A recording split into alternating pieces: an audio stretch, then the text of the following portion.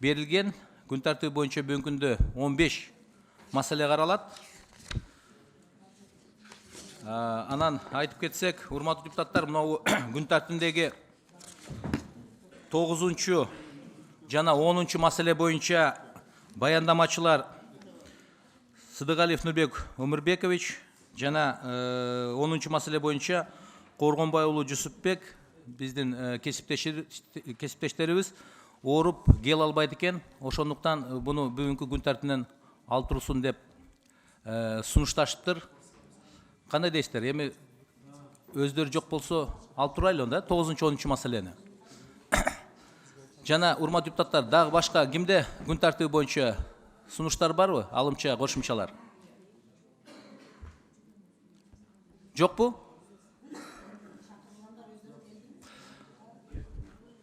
Чакырылгандар барды келди. Адел, карадыңарбы? Бүт кат менен чакырылгандар келсин. Сөз Камила Абдразаковнада. Данияр Эрмекович, арбагыла урматтуу депутаттар, муну күн тартибиндеги баяндамачылардын эгер өзү жок болсо, баягы биз башында кабыл алган тартип боюнча маселелерди же жылдырып туруш керек артка. Ошол өзү баяндамачы өзү келиш керек да. Орун басарларын жиберип коюп, анан кийин көбү келбей калып атат. Же күн тартибинен алып коюш керек. Ушул тартипти дайыма карманалы. Сиз азыр менин башында, мына жыйындын башында бүт баарысын бир сыйра мындай немеден өткөрүп койсоңуз, ким бар, ким жок. Анан кийин ошого карата анан күн тартибин кабыл алсак да. Ушул эрежени дайыма карманалы. Рахмат. Рахмат, урматтуу депутаттар. Камила Абдразаковнанын сунушун уктуңуздар. Каршы эмессиздерби? Каршылык жокпу?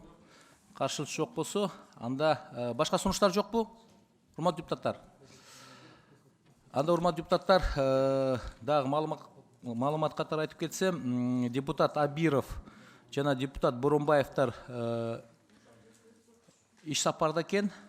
Алар өздөрүнүн ишенич катыны мага таштап кетиптир. Бул менен биз албетте мыйзам долбоорлоруна дош бере албайбыз, но бирок токтомдорго жана тескемелерге дош бергенге болот. Жана Дастан Бекешев оруп кел албай, бирок өзүнүн ишеничтүү катыны Сурабалдиева Эльвира Жыргалбековна таштап кетиптир. Ушу маалымат катары айтып коеюн дедим сиздерге. Анда урматтуу депутаттар, башка сунуштар жок болсо, мен күн тартибини сунуштарды эске алуу менен толугу менен дошко коем, дош бериңиздер. Ким макул? Каршы? Жок. Көпчүлүк дош менен күн тартиби кабыл алынды. Анда күн тартибиндеги биринчи маселе Кыргыз Республикасынын Министрлер Кабинетинин төрагасы тарабынан демилгеленип киргизилген расмий статистика жөнүндө Кыргыз Республикасынын мыйзамын өзгөртүүлөрдү киргизүү тууралуу Кыргыз Республикасынын мыйзам долбоору 3-чү окууга киргизилет. Баяндамачы Жумалиев Зайнидин Калидинович, Кыргыз Республикасынын Улуттук статистика комитетинин төрагасынын орун басары. Барбы? Мен бул жерде. Анда сөз сизде. Баяндаманы жасай бериңиз. Рахмат, урматтуу депутаттар. Кечиресиз, бияктан депутаттардын сунушту бул жака чыгып регламентке ылайык трибуна чыгып баяндама жасаңыз.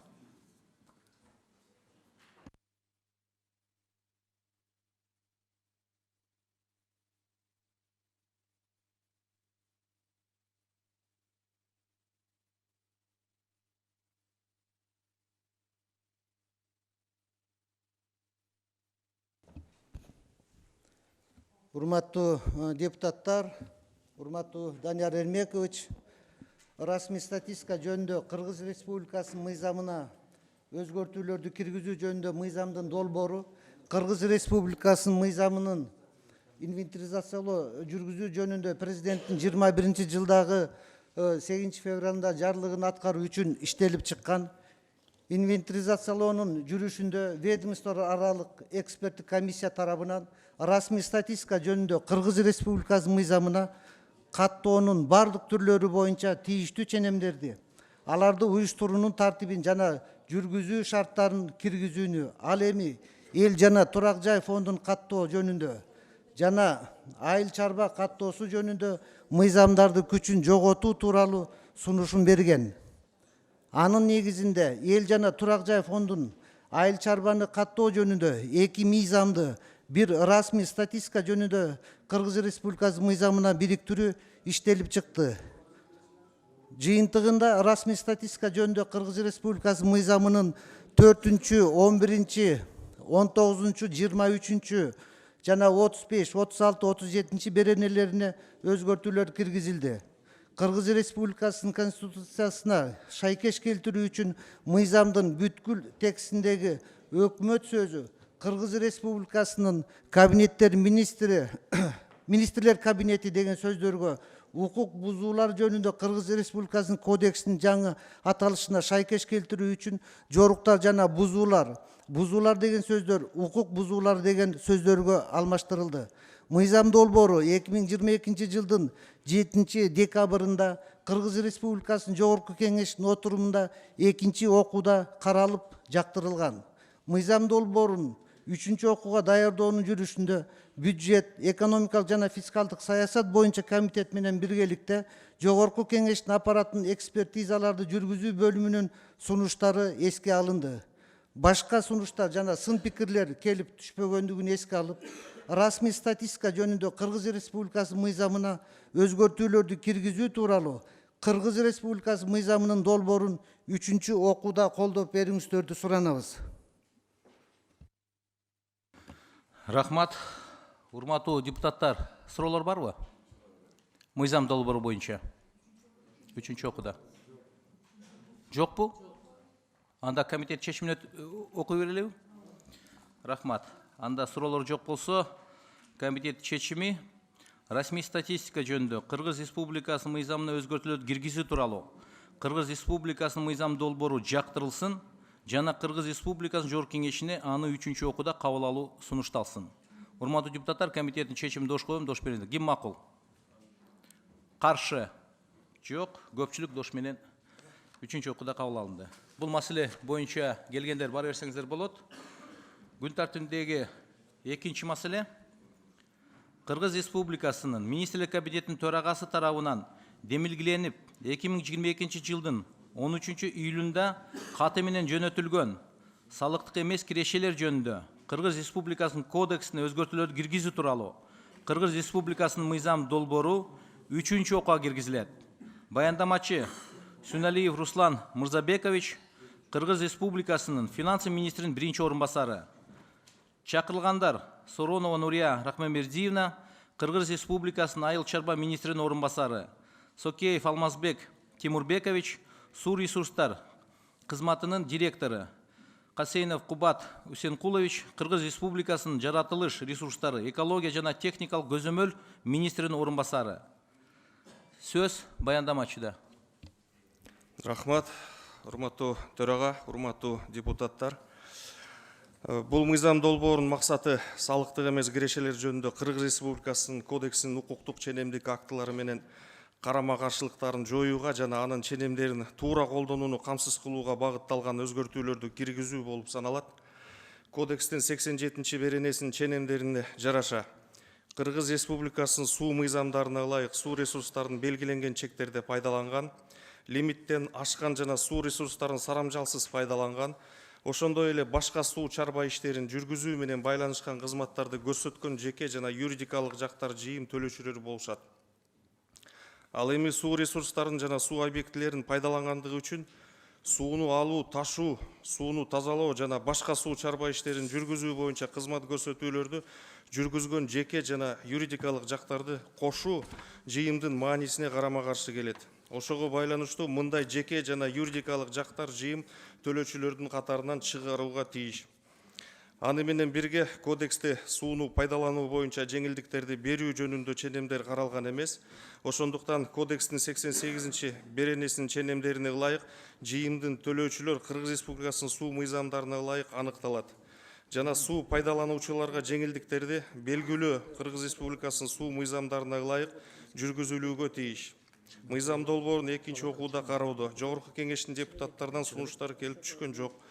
Урматтуу төрага, урматтуу депутаттар, жогорудагы баяндаманын негизинде киргизилген бул мыйзам долбоорун 3-окууда колдоп берүүңүздөрдү суранабыз. Көңүл бурганыңыздарга үчүн чоң рахмат.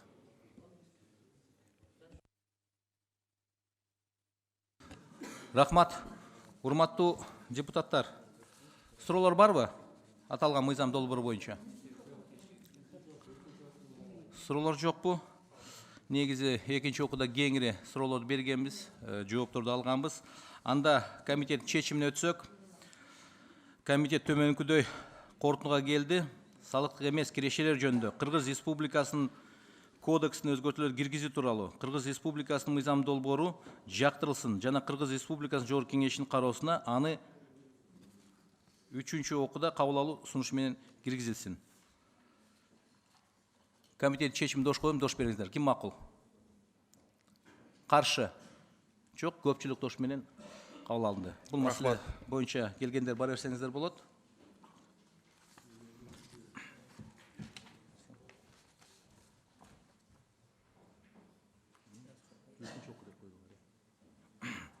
Күн тартибиндеги кийинки 3-чү маселе.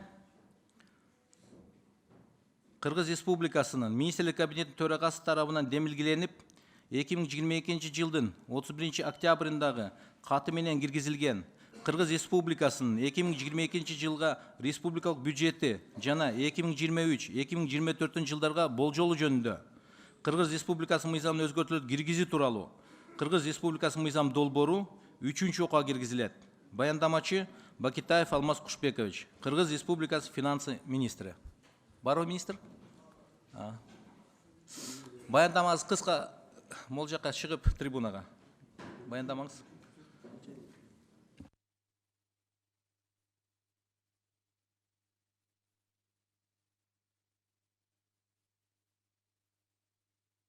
Негизи урматтуу депутаттар, туура көрсөңүздөр, мына 3 менен 4 маселе бир баяндамачы экен, бирөөсү 22 жылдын өзгөрүшү, бирөөсү 23. Ошону экөө боюнча бир баяндама жасаса, кандай дейсиздер? А дош бергенде ар бирине өзүнчө дош беребиз.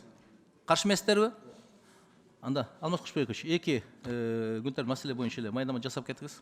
Рахмат. Саламатсызбы, урматтуу депутаттар. Кыргыз Республикасынын 22 жылга республикалык бюджети жана 23-24 жылдарга болжол жөнүндө Кыргыз Республикасынын мыйзамына өзгөртүүлөрдү киргизүү тууралуу Кыргыз Республикасынын мыйзамынын долбоорунун 3-окууга сунуштоого уруксат этиңиздер. Биринчи кезекте 22 жылга такталган республикалык бюджеттин негизги параметрлерине токтоло кетейин. Экинчи окууда кабыл алынган бюджеттин долбоорунда кирешелер биринчи окуудагы долбоорго салыштырмалуу 1,7 миллиард сомго өстү. Ошентип кирешелер 272 миллиардтан 273,7 миллиард сомго чейин көбөйөт. Чыгышалар 3,3 миллиард сомго же 307 миллиард 400 миллион сомдон 304 миллиард сомго чейин кыскарды. Оз кезегинде тартыштык 35,4төн 30,4 миллиард сомго чейин төмөндөйт. 3 окууга карата Финансы министрлиги Кыргыз Республикасынын 22 жылга республикалык бюджети жана 23-24 жылдарга болжолу жөнүндө Кыргыз Республикасынын мыйзамынын долбоорунун текстинде мурда экинчи окууга сунушталган өзгөртүүлөрдү жана толуктоолорду сунуштайт.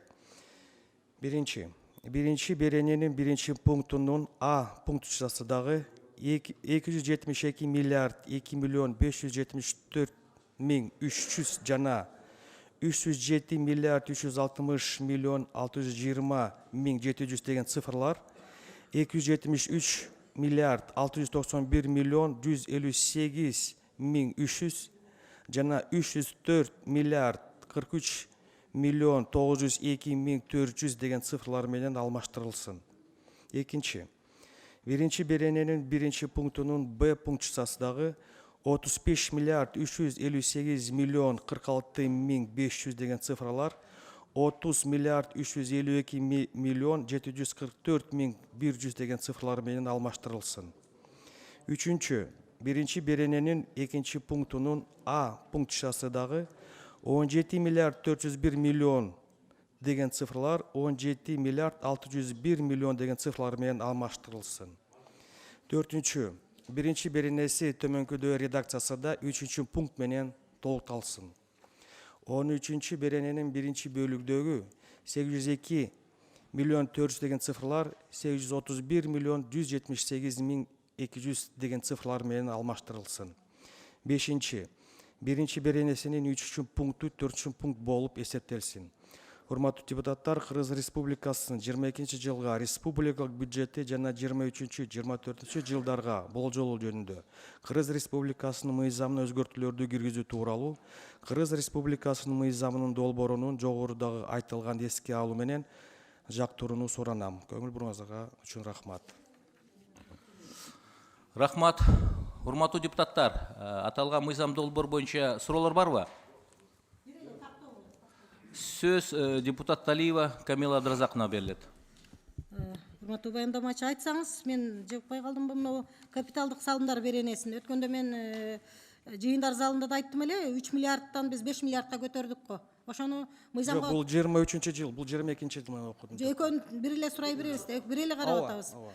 Неме 5 миллиард кылдыңарбы? 5 миллиард. Өзгөртүү кылды, болду, Ооба. Рахмат. Эки маселени бир караган үчүн суроо берип атам, мен түшүнүп атам. Тура. Кийинки сөз депутат Нарматова Надира Азимовна берилет. Рахмат. Саламатсыңар, урматтуу депутаттар. Урматтуу министр, айтсаңыз, азыркы капиталдык салымдар беренеси боюнча 2022 жылга пландаштырылган маселелерде бүтө турган имарат немелер, объектилер бүтпөй калды да, себеби жанагы инфляциянын өскөндүгүнө байланыштуу. Ошол разница сумманы качан бүтүрөсүңөр эми? Биз ушу жумада баштадык. Чогуу чыгарабы же ар бирин өзүнчө аныктап тактап чыгасыңар? Объекттер өзүнчө, ар бир объект өзүнчө суммаларын аныктап, анан каржылап атабыз азыр. Жаңы жылгача бүтөбү же бүтпөй калабы? Биз финанс министрлиги толугу менен каржылап беребиз, анан госройдун аркылуу анан освоениясын сурайбыз. Эменикичи жанагы 22 жылкы, неме 23 жылкы капитал салымдар беренесинде быйылкы планга кирип, анан кийин ПСДдан башка бүтпөй калган объектилер толтура болуп кетти да. Олардын тагдыры кандай болот эми? Биз баарын аныктап чыктык. Бүгүнкү күнгө жалпы түшкөн сунуштар 46 миллиард 700 миллион сом талап кылынат. Быйыл ушул улантырыш үчүн 21 миллиард сом керек, эмки жылды бүтүрүш үчүн. Анан да кошумча жаңы объекттерге 28 миллиард да кошулду. Быйыл ПСДны баштаган эмки жылга улантыра турган ушуну механизмди сунуштап атабыз биз улантканга. Финансирование калтырбай да иш кылыпчы. 23 жылы дагы быйылкы жылдыкыдай болуп сентябрь, октябрга чейин созулуп кетебизби? Дагы объекттер кошулса, конечно, созулуп кетиши мүмкүн. Коркунуч бар андай. Мен айтып кеткенде 40 жок, ушуну мындай бир чекит койгон бир жолун табыш керек да. Себеби 6 ай саратан өтүп кетип атат. Капиталдык положение боюнча тизмеңердики январь, февралда бекип бүтүш керек да. Марттан баштап иш башталып калыш керек да. Себеби бюджетти биз колдон келишинче бекитип берип атабыз, аракет кылыпчы жаңы жылга чейин. Анан эмне үчүн ушул өз мезгилинде башталбай, октябрга барганда каражат бөлүнүп атат да. Ушуну менен мына азыркы мен айткан суроо келип чыгып атат да. Болгону ПСДсы менен токтоп калып атат. Чоң объектилер ошентип отурса анда кандай кылабыз? Бир жок дегенде март, апрелден баштап жумуш баштап каражатын чечип бере турган деңгээлге жете алабызбы быйылкы 2023 жыл? Март, апрель эмес, биз февралдан даярбыз каржылаганга. Буну биздин коллегалар жакшы иштеп коюшубуз керек. Жана улантып кайда турган объекттерди мына Баткен, Ош, жылуу жактан баштап койсок боло берет. Ал эч кандай коркуш жок анда. Ушу сөзүңүздө турасызбы? Февралдан Турам, баштайм мен деп атасыз. айткандын сөзгө турам. Анда Кудай жалгасын, анда колдойбуз айтылган сөздү. Себеби курулуштагы сапаттуу бүтүш үчүн эрте күн ысыкта болсо жакшы да. Мына жол боюнча Минтранс барбы бул жерде азыр? Минтранс жокпу? Минтранс. Жол транспорту министрлиги. Келбедиби? Барбы? Ушундайда эмне үчүн келбейт? Мына положение боюнча тем более карап атканда, бюджетти карап атканда. Негизи отделдын жообу биринчи, экинчи окууда катуу талкуулап атканбыз. Бүт министрлер келди. Эми үчүнчү окууда только баягы биз редакционный өзгөртүүлөр ошондуктан келбей калыптыр. Бардык алар Минтранстын деле, Гостройдун деле тагдыры сизге байланыштуу болуп атат да.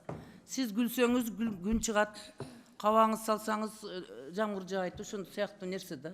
Ошон үчүн урматтуу Минфин, сиз ошол жол транспорт министрлигинин тагдырыны кайдыгер болбой жакшы карагылачы. Министрлер өзүңөр компромисске келип, мына биз бирден экиден жол киргизгенбиз, ошолор жер иштери жасалып, каражат кетти, акчасын убагында бөлбөстөн асфальт басылбай, мына жасалган иштер дагы текке кетти дагы, кайрадан дагы жолду оңдоп жасашка туура келет эмки жыл. Быйылкы жылы планга кирген жолдор бүтпөй калды Минтранс аркылуучу. Надира Азизовна, беспрецедентный бүгүн мында шаг болгон. Жылдын башынан баштап мына 20 000 тонна битумга биз каржылап бергенбиз. Эч кандай мындай историяда болгон эмес. Эмки Кудай буюрса жылы биз да ошого баратабыз 30 000 тоннага деп. Ошондуктан биз азыр айтып атабыз, бар өзүнүн убагында толугу менен каржыланат. Анан өзүнүн бир спецификасы бар, ошо байланыштуу мындай задержкалар бар болушу керек. Андалар кайка кетирди. Жолдору бүтпөй калды да, бөлүнгөн каражат жок. Бүтүп атат, жолдор да бүтүп атат, оңдолуп атат. Бар каражаттар биз бөлүп бердик бүгүнкү күндө. Анда эмесем бөлүнгөн каражат боюнча жалпы бюджетке сиз жооп берип аткандан кийин министрликтолорго ошол капиталовложение аркылуу жасаган иштер боюнча бөлүнгөн каражат менен аткарылган иштерди ай сайын, квартал сайын жыйынтыгын чыгарып текшерип, биздин бюджет комитетине отчет берип туруш керек да. Туура, Анан ошондой кылбасаңар, анда эмесем ана мына деп атып эле биз 6 ай саратан эмес 9 ай өтүп кетип атат. Мына 12 ай өтүп кетти. Ошон үчүн сиз сиз айткандай февралда баштала турган болсо, буюрса каражатыңарды берип, ар бир 3 айда аткарылгашын жыйынтыктап, отчеттордун негизинде комитетке отчет алып турайлык, ушуну протоколго киргизип коюңуздар. Себеби капиталдык салымдар беренеси боюнча аткарылган иштердин бюджеттин аткарылышы боюнча ар 3 айда комитетте отчет берип турулсун деген токтомго киргизип койгула, ушул жакшы болот. Рахмат, анда мен ийгилик каалайм. Эгер февралдан ишиңерди баштай турган болсоңор, анда чоң иш болот. Рахмат. Рахмат. Рахмат. Кийинки сөз депутат Алтынбеков Айбек Алтынбековичке берилет. Рахмат, Данияр Эмбекович. Саламатсыздарбы, урматтуу депутаттар, урматтуу бүгүнкү жыйындын катышуучулары. Менде бир эки суроо. Самат Сатарович, сизге 73,5 миллиардты мына акыркы декабрдын жыйынтыгы менен аткарыласызбы?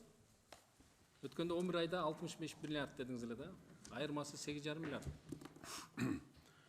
Айбек Алтынбекович, урматтуу депутаттар, бул планды аткаруу үчүн биз болгон күч аракетибиздин баарын жумшап атабыз азыркы күндө.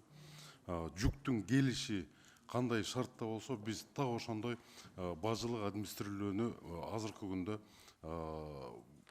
жылдын башынан баштап 3 эсе күчөткөнбүз. Демек, азыркы күндө мурда 1000 сомдон алынса, 3000 сомдон бажы төлөмдөр алынат. Конкретно айтсаңыз, аткарасызбы, аткарбайсызбы? Жүктүн келишине жараша болот. Жок, мындай болот да. Мен аткарайын деп эле болгон күчүмдү, күч аракетимди жумшап атам. Самат Сатарович, мындай болот да, 98,5 миллиарддан 24,5 миллиардты кыскартты. Милдеттемени аткарбадыңыз. Аткара албайм дедиңиз, билдирдиңиз. Эми дагы жылдырга аны төмөндөткөндөн кийин 73,5 миллиардты ушу 12 айдын жыйынтыгы менен сиз толук аткара аласызбы деп атам да. Сизге суроо бергенде конкретно мен аткарам дешиңиз керек или аткара албайм деп айтышыңыз керек да. Мен жооп берип коеюн, биз аткарабыз. Аткарылабы? Аткарылат. Аткарылат. Эми Алмаз Кушбекович, мындай да, бажы Минфиндин алдында да. Анан биринчи окууда сунуш болгон, менин сунушум болгон. Баягы 24,5 миллиард аткара албандыгы үчүн өзгөрүү киргизип атабыз да, төмөндөтүп атабыз. Ошол боюнча Самат Сатарович мындай өзүнүн эмесин, жоопкерчилигин караштырыш керек да. Андан кийин Алмаз Кушбекович, мындай болуп атат да. Бирдиктүү салыкты дагы, бирдиктүү салык республикалык бюджетке толугу менен алып коюп атасыздар да. Жергиликтүү бюджетте роялтиден 50%, жанагы 2%, анын 20%, анан 7% болгон. Башка бир да жок да. Кирешеден болгон салык. Кирешеден болгон салык кээ бир райондордо баягы айлык алып кызмат кылган адамдар жок, подоходный налог аз түшөт да. Анан 2 миллиард 300 миллион сомду сиздер максаттуу трансферт кылып беребиз деп атасыздар да.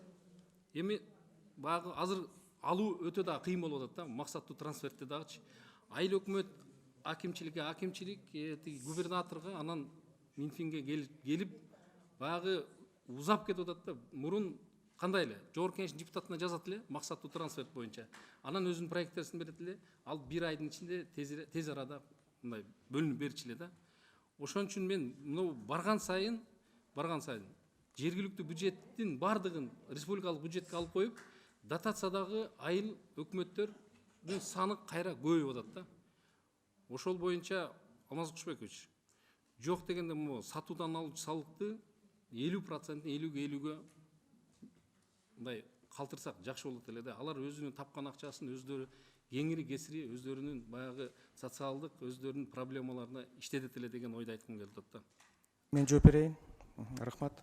Биринчиден, максаттуу трансферттер эч кандай узарган жок. Губернатор аркылуу эмес, акимде аткан түздөн түз айыл өкмөт Минфинге кайрылат. Мына бүгүнкү деле ошондой эле примерлер бар. Же депутат аркылуу кайрылганда биз карап беребиз. Мүчүлүү болсо түздөн түз жардам беребиз. Биринчиден. Экинчиден, эмне себептен биз азыр республиканын бюджетке ушул бириктүү салык алып атабыз? Анткени равномерность налог поступлений по регионам жок. Бир действительно мында болуп калышы мүмкүн. Бир региондор ашыкча мына Бишкек шаарына, көпчүлүк 80-90% Бишкек шаарынан кетет. Азыр ушундай кылып койсо, кайра эле дотация отурганда дотация отура берет. Биякта республикасы деңгээлде равномерно распределение болот. Бул вынужденная мера, механизм бүгүнкү күндө. Ошого биз туура түшүнүшүбүз керек. Пока АТРды кылмайынча, жанагындай азыр равномерность распределение налогов поступления кыйын нерсе. Ошондон республиканын деңгээлде бул азыр сунуштап атабыз. Биринчи, экинчиден, единый налог деген бул 3 түр налогтон турат. Бул прибыль, НДС, продажа. Бул 3 түр налог, бул бар республиканский деңгээлде түшө турган салыкты. Рахмат. Ошо толугу менен алып коюп атпайсыздарбы 100%-чы? Кайтарып берип атабыз. Равномерно кайтарып берип атабыз. Буга чейин бирдиктүү салык ошол жергиликтүү бюджетте калып келген да. Мен келечектеги ошо айыл өкмөттөрдүн мен тагдырын көрүп туруп, билип туруп айтып суроо берип атам да. Атак. Туура, мен да түшүнөм. Үчүнчү окууда колдойбуз. Рахмат. Рахмат. Кийинки сөз депутат Маматалиев Марлен Абдрахмановичке берилет.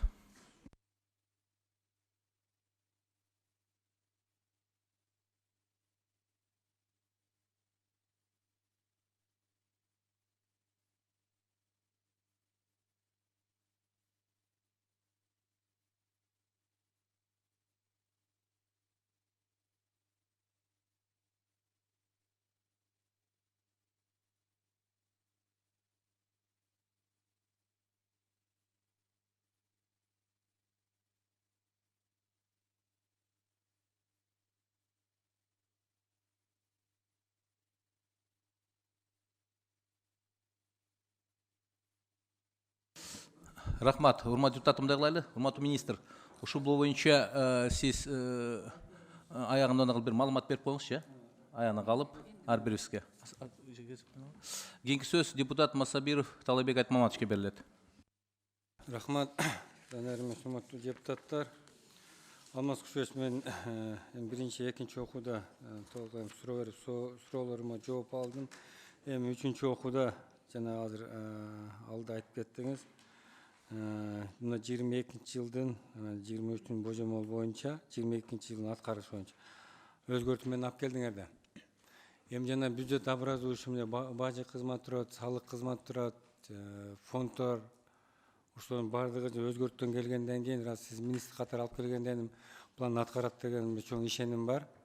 Мандан ошол 2020 жыйынтыгы менен анан 2023 биринчи кварталда уже ал боюнча өзүңөр чечим аласыз как министр катары, Акылбек Үчүнчү кабинет министринин төрагасы катары да.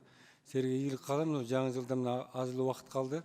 Ошол азыр берген ушу бюджет толтуруудагы министр ведомстволор эме өзлөрүнүн берилген тапшырманы аткарат деген чоң ишеним бар. Силерге ийгилик каалайм. Ошо рахмат. Рахмат. Кийинки сөз депутат Абдибаева Айсара Нышановага берилет. Рахмат. Саламатсыздарбы, урматтуу эл өкүлдөрү, урматтуу катышуучулар. Алмаз Кушбекович, мен биринчи окууда дагы, экинчи окууда дагы бир эле сунуш бердим да. Отчисление на развитие, сиз жакшы билесиз. Сиз баарын ушу бюджетти жайгарып, жетиштиргенге аракет кылып атасыз. Рахмат. Бирок менде мына жерде суроо туулуп атат да. Азыр мен 10%, 10%га түшүргүлө деп берсем, налоговый кодексти өзгөртүүгө туура келип калат экен.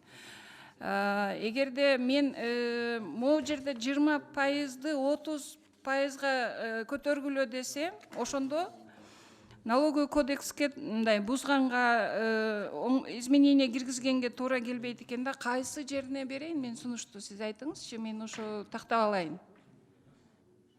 Жергиликтүү бийликтерге кен байлыктарды иштеткен ишканалардын прибылынан азыр 2% деп, 2% деп эмеде жүрөт, 128 беренеде. Бул жерде 20% деп жүрөт да. Ошонун кайсынысына киргизсем, мен 10% деп эле Бактергеш менен сиз өзүңүз билесиз, мен сүйлөшкөндө ал киши айтты эле да, ошо 10% деп киргизе бериңизчи, анан 7 кылып берсеңер болот деп сүйлөштүк эле да. Ошо жерге туура келип атат да. Анда эмне кылайын, мен каяка берейин азыр?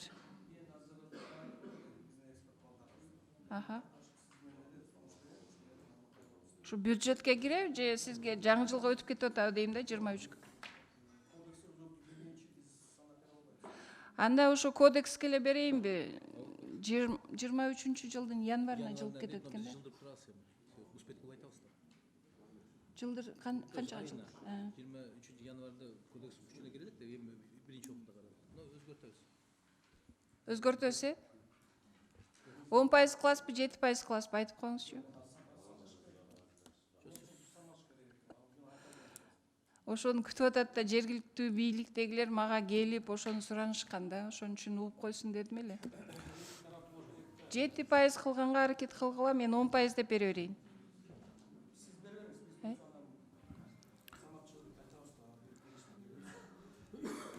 Чо келишимге келген кереги жок, мага көтөрүп бересиздерби, ошо керек.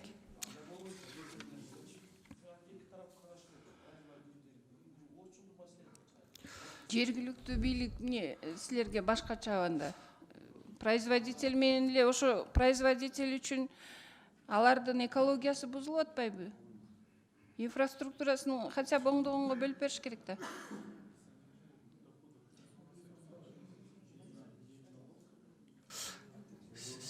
Sizde бар жооп? Жооп болсо өзүңүздү тааныштырып, ошол жерден жооп берип коюңуз депутаттын суроосуна.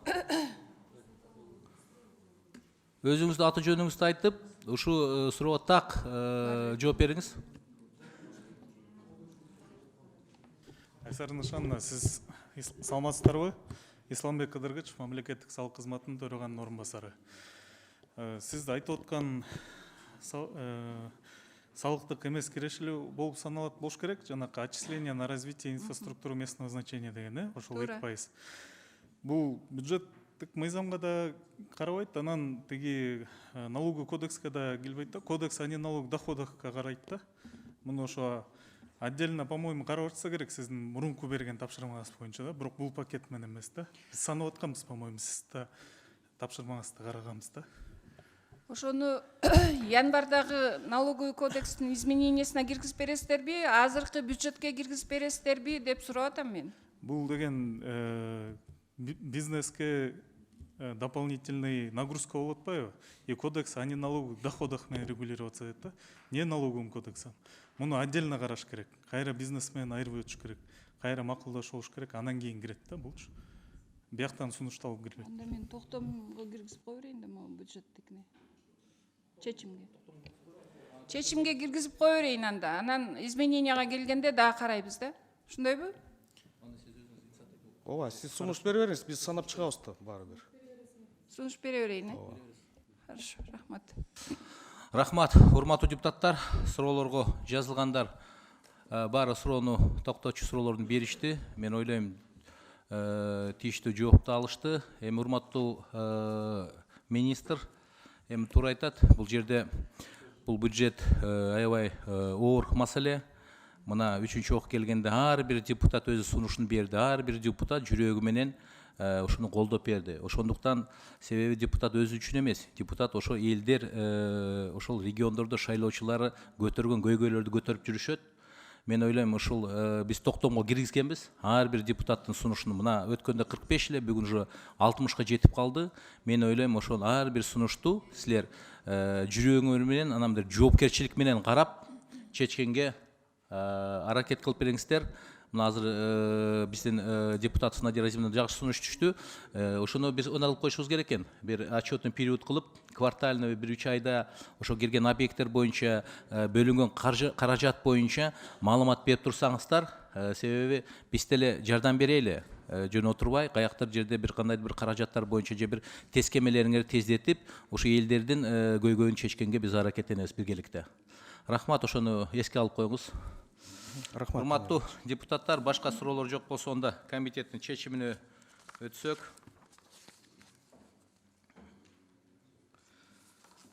Күн тартибиндеги 5-чи маселе боюнча, 3-чү маселе боюнча комитеттин чечими Кыргыз Республикасынын 2022 жылга бюджет республикалык бюджети жана 2023-24 жылдарга болжол жөнүндө Кыргыз Республикасынын мыйзамына өзгөртүүлөр киргизүү тууралуу Кыргыз Республикасынын мыйзам долбоору 3-чү окууда жактырылсын жана Кыргыз Республикасынын Жогорку Кеңешинин кароосуна киргизилсин. Комитеттин чечимин дош койгом, дош бериңиздер. Ким макул? Каршы? Жок. Күн тартибиндеги кийинки 4-чү маселе. Аны деле талкууладык. Эми комитет чечимине өтсөк. Комитет чечими Кыргыз Республикасынын 2023 жылга республикалык бюджети жана 2024-2025 жылдарга пландык мезгили жөнүндө Кыргыз Республикасынын мыйзам долбоору 3-чү окууда кабыл алуу сунушу менен Жогорку Кеңешке сунушталсын. Сунуштарды эске алуу менен сунуштарды чечимге жазып коюңуздар. Ошо комитет чечими дош койгом, дош бериңиздер. Ким макул? Каршы? Жок. Бир дош менен кабыл алынды. Бул маселе боюнча келгендер бара берсеңиздер болот. Күн тартибиндеги кийинки маселеге өтөбүз. Күн тартибиндеги 5-чи маселе Кыргыз Республикасынын Министрлик Кабинетинин төрагасы тарабынан демилгеленип 2022 жылдын 24 октябрында каты менен жөнөтүлгөн Кыргыз Республикасынын социалдык фондунун 2022 жылга бюджети жана 2023-2024 жылдарга болжолу жөнүндө Кыргыз Республикасынын мыйзамына өзгөртүүлөр киргизүү тууралуу Кыргыз Республикасынын мыйзам долбоору 2-чи окуга киргизилет. Баяндамачы Алиев Бахтияр Жеңишбекович, Кыргыз Республикасынын Министрлик Кабинетине караштуу социалдык фондунун төрагасы. Чакырылгандар Байсалов Эдил Жолдубаевич, Кыргыз Республикасынын Министрлик Кабинетинин төрагасынын орун басары. Келдиби? Сөз президенттин жана азыр бир минут. Министрлик Кабинетинин өкүлүндө. Саламатсыздар, урматтуу депутаттар, урматтуу Данияр Эмекович, Эдил Жолдубаевич Байсалов бүгүн Кыргыз Республикасынын эмгек сиңирген артисти, актеру Мурадылиев Азиз Хусейновичтин акыркы сапарга узатуу боюнча иш-чаралар менен жүрөт эле. Экинчи. Бакитаев Алмаз Кушпекович бул жерде, Базарбаев Кудайберген Базарбаевич. Келдиби? Муканов Азамат Кеңешевич. Бул жерде Кыдыргычев Исламбек Намырзбекович, бул жерде Арстанбеков Омор Алымбекович. Өзүңүз келдиңизби? Урматтуу депутаттар, не кылайлы, баяндаманы уга берелиби? Кандай дейсиздер? Каршылык жокпу? Соцфонд. Каршылык жок болсо, анда баяндаманы жасай бериңиз. Урматтуу Данияр Эрмекович, урматтуу депутаттар. Социалдык фонддун 2022 жылга такталган бюджети кирешелер боюнча 78 миллиард 375 миллион сом суммасында же бекитилген бюджеттен 9 миллиард 864 миллион сомго көп түзүлдү. 2021 жылга карата өсүш 15 миллиард 821 миллион сомду же 125,3% түздү. 2022 жылы такталган камсыздандыруу төгүмдөрүнүн түшүшү 48 миллиард 545 миллион сом суммасында же бекитилген бюджеттен 6 миллиард 856 миллион сомго көп пландалууда. Кыргыз Республикасынын президентинин 2022 жылдын 28 мартындагы номер 95 Кыргыз Республикасынын бюджеттик чөйрөсүнүн кызматкерлеринин эмгек акы төлөө шарттарын өркүндөтүү жөнүндө жарлыгынын негизинде бюджеттик мекемелерде иштеген кызматкерлердин айлык акысынын жогорулашы жана уюшулган сектордун айлык акысынын бир катар жылдардагы орточо өсүүсү эске алуу менен камсыздандыруу төгүмдөрүнүн 2022 жылга түшүүсү 6 миллиард 856 миллион сомго жогорулатылды. Анын ичинде жеке ишкерлерден түшкөн каражаттар 489 миллион сомго көбөйдү. Республикалык бюджеттен бөлүнгөн каражаттар боюнча такталган керектөөлөр 29 миллиард 352 миллион сомду түздү. Же бекитилген бюджеттен 2 миллиард 676 миллион сомго көп. Бул пенсионерлердин санынын көбөйүшүнө жана макроэкономикалык көрсөткүчтөрдүн өзгөрүшүнө байланыштуу. Ошондой эле 2022 жылдын 1 октябрынан тартып пенсиянын базалык бөлүгүн 3170 сом өлчөмүндө белгиленишине байланыштуу. 2022 жылга такталган бюджеттин долбоорунда башка кирешелердин түшүшү 478 миллион сом суммасында же бекитилген бюджеттен 331 миллион сомго көбүрөөк такталды. Башка кирешелердин түшүшү ишканалардын акцияларынын боюнча дивидендтерден 99,4 миллион сомго, убактылуу бош акча каражаттарын мамлекеттик баалуу кагаздардан жайгаштыруудан 20,2 миллион сомго, эсептердеги акча каражаттардын калдыгына эсептелген туумдар 141,6 миллион сомго, камсыздандыруу төгүмдөрүнүн кечиктирилип жана толук эмес төлөнгөндүгү үчүн эсептелген туумдар жана айыптардан 65 миллион сом көп пландалууда. Кечиресиз. Урматтуу депутаттар, бул жерде карабай калыппыз. Мына 5 маселе, соцфонд маселеси, бул бюджет 22 жылдын бюджети.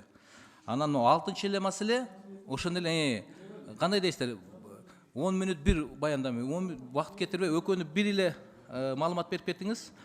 Суроо жоопту бере беребиз, анан дошко келгенде өзүнчө коюп беребиз. Макулбу? Ошо 23'tü дагы кошуп айтып кете бериңиз. Социалдык фонддун 2022 жылга бюджетинин чыгымдары 72 миллиард 489 миллион сом суммасында такталган. Бул бекитилген бюджеттен 107,8%га же 5 миллиард 224 миллион сомго көп. Өткөн жылга салыштырмалуу өсүш 11 миллиард 731 миллион сомду түздү. Электр энергиясы үчүн компенсацияны эске алуу менен пенсиялардын төлөөгө такталган чыгымдар 59 миллиард 269 миллион сомду түзөт. Же бекитилген бюджеттен 3 миллиард 806 миллион сомго көп. Бул өсүш 2022 жылдын 1 октябрынан пенсиянын базалык жана камсыздандыруу бөлүгүнүн индексацияланышы менен байланыштуу. Пенсияларды жогорулатууга социалдык фонддун бюджетинде 4 миллиард 424 миллион сом каралган. Мындан тышкары өзгөчө статусу бар Баткен облусунун чек ара аймактарында туруктуу жашаган пенсионерлердин социалдык экономикалык абалын жакшыртуу максатында Кыргыз Республикасынын министрлер кабинетинин 2022 жылдын 18 февралындагы номер 91 токтому менен пенсияга ай сайын 2000 сом өлчөмүндө компенсациялык төлөмдөр белгиленген. Кыргыз Республикасынын президентинин 2021 жылдын 1 сентябрындагы номер 373 жарандар айрым категорияларына ар айлык социалдык жөлөк пулдардын өлчөмдөрүн жогорулатуу жөнүндө жарлыгын ишке ашыруу максатында Кыргыз Республикасынын министрлер кабинетинин 2021 жылдын 15 ноябрындагы номер 265 токтому менен 2022 жылдын 1 январынан тартып багуучунан айрылгандыгы боюнча пенсия алуучу ар бир баланын пенсиясынын базалык бөлүгүнүн өлчөмү атасынан же энесинен айрылган учурда 2000 сомго чейин, ошондой эле экөөнөн тең айрылган учурда 6000 сомго чейин жеткирилди. Социалдык фонддун алдын ала эсептөөлөрү боюнча 2022 жылдын 1 октябрына карата пенсионерлердин саны 735 000 адамды түздү. Пенсионерлердин сөөгүн коюуга жөлөк пулдун өлчөмү пенсиянын базалык бөлүгүнүн 10 эселеген өлчөмүндө белгиленген. Сөөгү коюуга жөлөк пулдарды төлөп берүүгө 2022 жылы 510 миллион сом суммасында каражат каралган. Милдеттүү медициналык камсыздандыруу фондуна 2022 жылы 3 миллиард 541 миллион сом жумшоо пландалууда. Анын ичинде 56 миллион сом суммасында карыздарды жоюу боюнча чыгымдар кошулган. Эмгекчилердин ден соолугун чыңдоо фондун каржылоо 671 миллион сомду түзөт. Мында 238 миллион сом суммасында карыздарды жоюу боюнча чыгымдар камтылган. Мамлекеттик топтомо пенсиялык фондуна камсыздандыруу төгүмдөрүнүн түшүшү 2022 жылы 2 миллиард 728 миллион сом суммасында пландалып, инвестициялоодон түшкөн киреше 3 миллиард 533 миллион сом суммасында такталды. 2023-2025 жылдарга киреше бөлүгү мамлекеттик пенсиялык социалдык камсыздандыруу боюнча колдонуудагы мыйзамдарга ылайык 2023-2027 жылдарга Кыргыз Республикасынын социалдык экономикалык өнүктүрүүнүн орто мөөнөттүү болжолунун 2021 жылдын бюджетинин аткарылышынын жыйынтыктарынын жана 2022 жылдын 1,5 жылдыгында бюджеттин аткарылышынын алдын ала жыйынтыктарынын негизинде түзүлдү.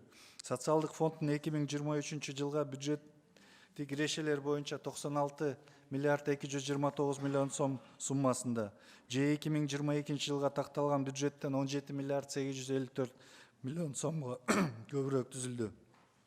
2021 жылга карата өсүш 33 миллиард 675 миллион сомду, же 153,8% түзөт. 2024-2025 жылдарга киреше 101 миллиард 403 миллион сом, жана 107 миллиард 107 миллион сом суммасында болжолдонууда. 2023 жылга камсыздандыруу төгүмдөрүнүн түшүшү 54 миллиард 485 миллион сом суммасында болжолдонууда. 2022 жылга такталган камсыздандыруу төгүмдөрүнүн түшүшүнө салыштырганда өсүш 112,2%, же 5 миллиард 940 миллион сомду түздү. Камсыздандыруу төгүмдөрүнүн өсүүсү уюшулган сектордун айлык акысынын өсүүсү жана жеке ишкерлердин камсыздандыруу төгүмдөрүнүн жыйналышынын өсүшүнүн эсебинен пландалууда.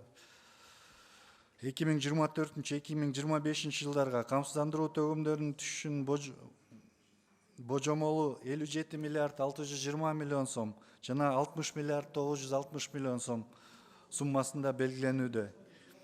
Ишканалардын акциялары боюнча түшкөн дивидендтерден эсептердеги акча каражаттарынын калдыктарына эсептелген пайыздардын, туумдардын жана айыптардын регресстик талаптарды коюудан жана башка булактардын эсебинен 2023 жылы башка кирешелердин түшүшү 387 миллион сом суммасында пландалууда. Азыр бир секунд. Данияр Бек, суроо эле өтөрбөйлүбү азыр? Бүт бар берилди, документтер бар, угуп атабыз, көрдүк. Эмне дейсиздер? Туура көрсөңүздөр. Урматтуу депутаттар, Марлен Абдрахманович сунушту, негизи баарыңыздарда маалымат бар, отчеты бар. Негизи биз азыр мына цифраларга таянабыз да. Азыр сунушту да, ушу доклад токтотуп эле суроо жооп көтөрүлөт. Кандай дейсиздер? Каршылык жокпу? Каршылык жок болсо, анда суроо жоопко жазылыңыздар. Сөз депутат Нарматова Надира Азимовнага берилет. Рахмат. Айтсаңыз, урматтуу баяндамачы. 2023 жылга биздин өзүңүздөрдүн пенсияларды көтөрүү боюнча пландаштырылган кандай варианттарыңыздар бар? Канча жолу көтөрөсүздөр, канча суммада, кайсы мезгилдерде ошол пландаштырылып киргизилдиби конкреттүү түрдө? Надира Азимовна, могу 2023 жылдын бюджетине бүгүн азыркы берип атканыбыз 1 миллиард 480 миллион киргиздик. Бул 8% өсүүнү коюп атабыз, пенсия кошкондо 8%. Жалпы түрдөбү? Жалпы түрдө 8%. Анан бирок мен ошондо сиздер жалпы суммасынан эсептеп атасыз 8% же жана базалык немеден? Бул страховой частина, камсыздандыруу бөлүгүнө. Анан кийинки жылдын башында жайчы белгиленет, базалык бөлүгүнө кошулабы. ал кошулса анын баарын кошуп туруп анан эсептейбиз. Могу 2023 жылдын бюджетине да тактоо киргизебиз. Бул жерде мына 5 миллиардка көбүрөөк деп атабыз. 2022 жылдын аягы менен 5 миллиардка көбүрөөк болот деп чогулткан акчабыз. Бул акчаны дагы биз ошо пенсия көбөйтүүгө жумшайбыз. Эмне эсебинен чогултуп атасыздар? Жанагы банктардагы турган каражатты Разимовна, бул мына 2022 жылы такталган бюджетибиз 78 миллиард болуп атат. Бул жерде камсыздандыруу төгүмдөрү 6 миллиард 856 миллион сомго бизде көбүрөөк түшүп атат. Республикалык бюджеттен ассигнование 2 миллиард 676 миллион сомго көбүрөөк болуп атат. Ушунун эсебинен республикалык бюджеттен канча дейсиз? 2 миллиард 676. Эмненин эсебинен көбүрөөк бөлүнүп турчу? Бул 2022 жыл 1 октябрдан өзүңүз билесиз, пенсияны көтөрбөдүк 33%га. Ошонун эсебинен республикалык бюджеттен ассигнованиябыз көбөйдү.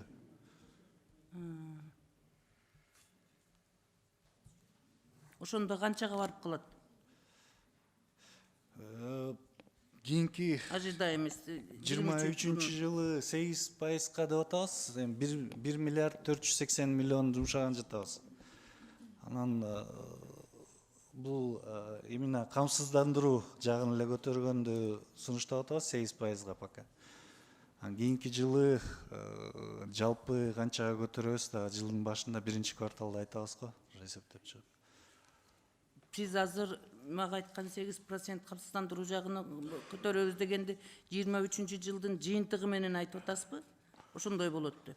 23 жылдын бюджетине 1 миллиард 480 миллион сом киргизип атабыз 23 жылга азыр пенсияны көтөрүүгө. А 1-кварталда да кайсыны айтам деп атасыз? 1-кварталда азыр эсептейбиз да тиги бюджеттен базалык бөлүгүнө кошобузбу, кошпойбузбу, Минфин менен сүйлөшөбүз. Эгерде кошпой турган болсок, мына бизде ашыкча дагы акча чогултуп атпайбы, түшүп атпайбы? 5 миллиард 800. Ошол акчалардын эсебинен дагы канчасын көтөргөнгө жумшайбыз. Ошонун баарын эсептеп туруп 1-кварталда белгилүү болуп калат го бизге канчага көтөрөбүз дагы.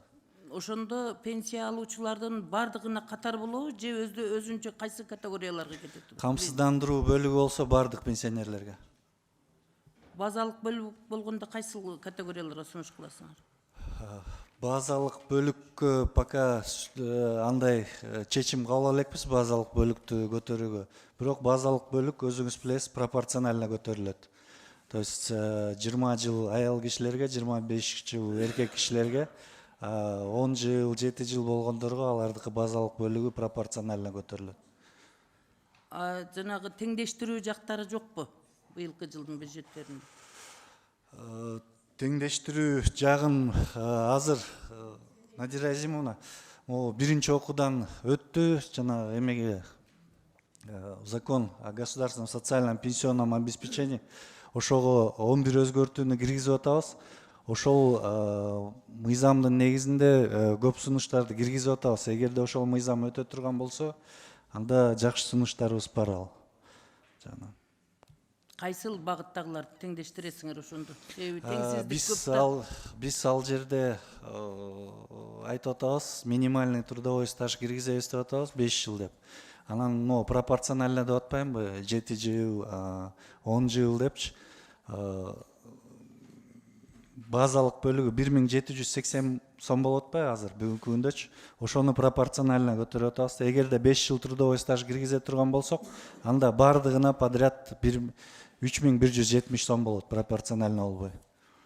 Азыр ошо 3170 дагы белгилүү гана категориялар кошулуп калды да кечегиде. Ошон үчүн дагы наразычылык көп болуп атат элдин арасында. Бул жерде Надира Азимовна, жалпы пенсионерлердин саны бүгүнкү күндө 740 000 адам болду. Ошонун 10 000 адамы ошолордуку азыраак да бүгүнкү күндө. Жалпы 740 000 адамдан. Сиз айткан 10 000 адам пенсияны да аз алат, кошулганда да аз кошулуп, бирок иштегенде алар көп жумуш жасаган адамдар болот да, негизинен кара жумуш менен шугулданган адамдар. Мектепте мугалим болуп иштегендер, саламаттык сактоо тармагында иштегендер, Көбүнчө бюджеттен айлык алгандардын арасында акыл эмгеги менен иштегендердики ошондой аз 10 миңдин катарына кирип калып атат да, сиз айткансыз. Надира Разимовна, ал ошол эме болуп калат да, бүгүнкү күндө биздики билесиз да, канчалык көбүрөөк төлөсө ошончалык пенсиясы көбүрөөк Жок, болот. ал накопительный боюнча ошондой. Бирок мурда андай болгон эмес да, туурабы? Башынан эле ушундай, Надира Разимовна. Страховой принцип сакталат соцфонддо. Соцфондко канчалык көбүрөөк төлөсө ошончалык көбүрөөк пенсия алат.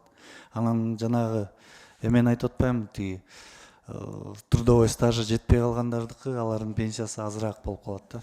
Анан ошону жана мыйзамды киргизип атпайбызбы, биринчи окуудан өттү депчи. Ошону именно ошол адамдардын пенсиясы кичине көбүрөөк болсун деп ошону киргизип атабыз сунуштарыбызда. Эгерде өтүп кетсе, базалык бөлүгүн баардыгыныкын бирдей кылып теңдейбиз.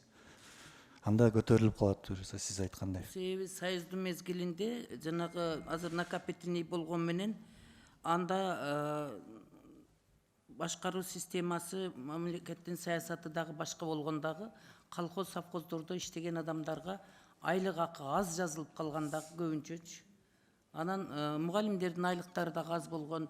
Бирок алардын ушул түшүндүрүү иштери жок болгондо, накопительныйда канча акча чогултсаң ошончо пенсия аласың деген түшүнүк жок болгон үчүн адамдар ушул айлыгына да кызыккан эмес. Соцфондко төлөнүп атканына да кызыккан эмес да. Мына акыркы ушул эгемендүүлүктү алгандан бери адамдар кызыга баштады. Себеби мен канча соцфондко төлөсөм, ошончо пенсия алат экенмин деп. Мурун ошол түшүнүк болбогондуктан ошол мезгилдегилер азыр аз алып калган үчүн наразычылык көп болуп атат да. Себеби жана теңсиздик, теңдештирүү жагын карайсыздарбы деген сурооду мен бекер берген жокмун да. Ошону баардыгын анализдеп, тактап чыгыш керек да. Себеби көпчүлүк жерде элдин өзүнүн бул жерде күнөөсү жок да. Себеби колхоздорду, совхоздорду байытуу максатында көп пайданын бардыгы пайдалангандагы элдерге аз каражат бөлүнгөн, айлык акысы да аз болгон, жанагында кызыктыруучу жагдайлар менен иштете берген адамдарды. Ошонун натыйжасында накопительныйга айлык көп сумма аз түшкөн дагы, пенсия дагы аз болуп калган да. Бул себебинде реальный жакка карай турган болсок, элдерден күнөөлөбөшүбүз керек да, сен аз иштедиң деп. Тескерисинче, союздун мезгилинде эл көп иштеген, аябайчы, каражат да азалган. Ошон үчүн накопительныйне дагы аз түшүп калгандагы, пенсиялардын суммасы аз болуп калган да. Ошон үчүн ошол жактарды эске алыш керек да. Мен сизге сунуш катары айтып атам да, жана анализдеп эсеп чыгарганда ушул маселени эске алышыңар керек да. Ошо эске алабыз. Рахмат. Дагы суроолор барбы, депутаттар? Кийинки сөз депутат Түмөнбаев Акылбек Тогузбаевичке берилет. Бактияр Жеңишбекович, 2022 жылдын башынан тартып отчеттук мезгил ноябрь айынын башынан камсыздандыруу боюнча карыздын көрсөткүчтөрү кандай болду? Отчеттук мезгилге ноябрь айы. Биринчи октябрдан өзүңүз билесиз, пенсия көтөрүлдү. Бир айлык потребный сумма октябрь айында 5 миллиард 900 миллион сом болчу. Бүгүнкү күндө мына декабрь айын берип баштадык. 6 миллиард 200 миллион сомду түздү. Бүгүнкү күндө пенсия боюнча абсолютно карызыбыз жок, толугу менен берип атабыз баардыгын. Анан эми коммерциялык банктар депозит, мамлекеттик баалуу кагаздар, мамлекеттик пенсиялык топтоо фондунун каражаттарын жана инвестициялоо динамикасы кандай болуп атат азыр?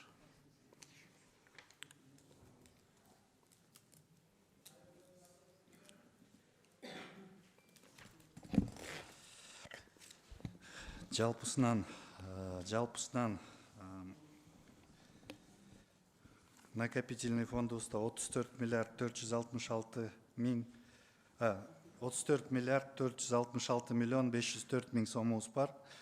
Анын 29 миллиард 221 миллион 458 сому мамлекеттик баалуу кагаздарда, 3 миллиард 829 миллион 937 миң сомубуз бул 10 коммерциялык банкта жайгаштырылган бүгүнкү күндө.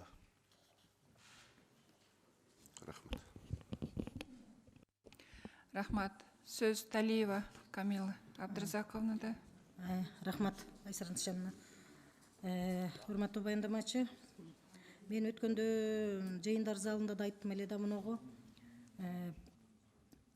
Пенсиядан сырткаркы пенсияга жанагы булар эмгек китепчеси жок, учурунда төлөбөгөн жана пособие алуучулардын тагдыры боюнча, мисалы булар азыр бүгүнкү күнү 2000 сомун эле алат да булар, туурабы, пособияны. Булар ошол пособияны пенсия деп алышат да. Булар негизинен баягы биринчиден төлөбөгөндөр учурунда, экинчиден ушу бир категория ушул мындай көңүл борборунан анчайын алынбай жүрөт да, мына этникалык кыргыздар да. Көпчүлүгү мисалы Тажикстандан чыккан кыргыздар биздин Лейлик районунда өтө армын. Буларга эмгек китепчесин дагы бербей, документтерин да алып чыгып, баягы тиги өткөндөгү кырсыкта бүт эле ушул кара башын алып эле качып чыгышты да. Анан документин ала албай келет буларчы эмгек. Анан ушулар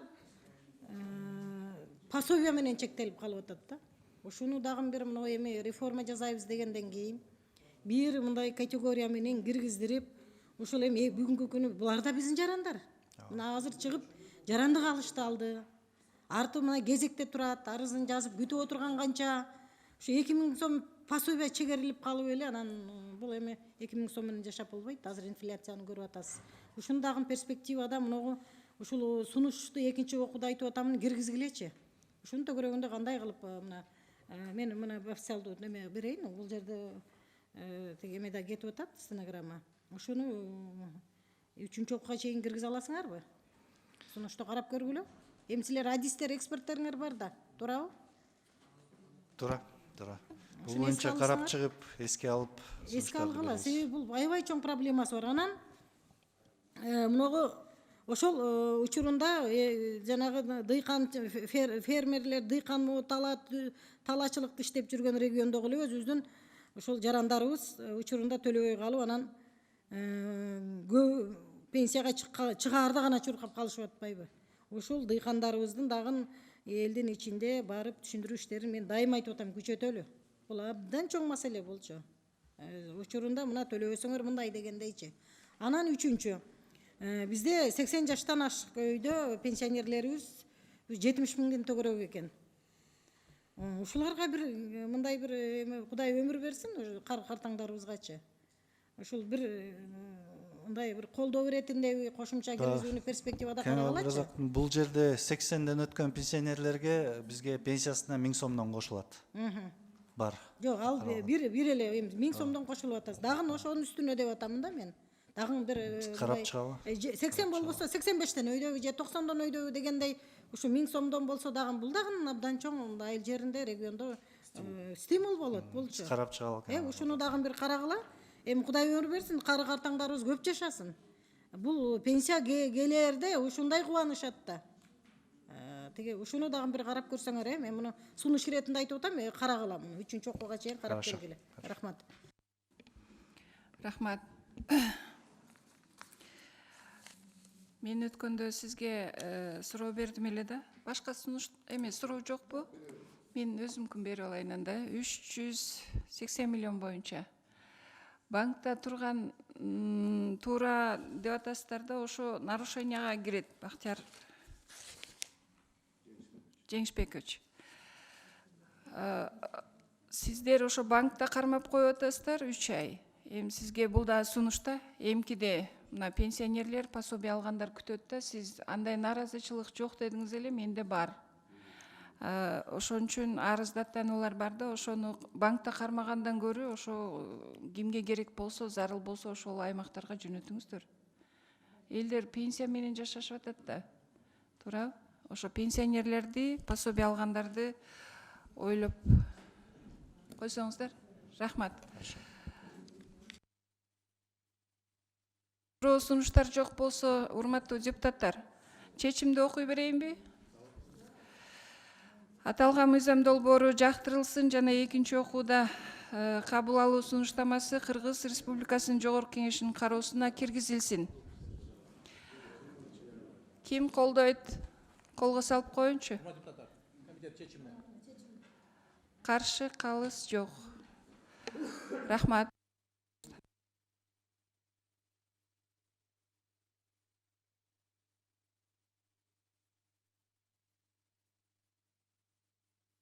урматтуу депутаттар, күн тәртібінде 2 маселени bir қарадық.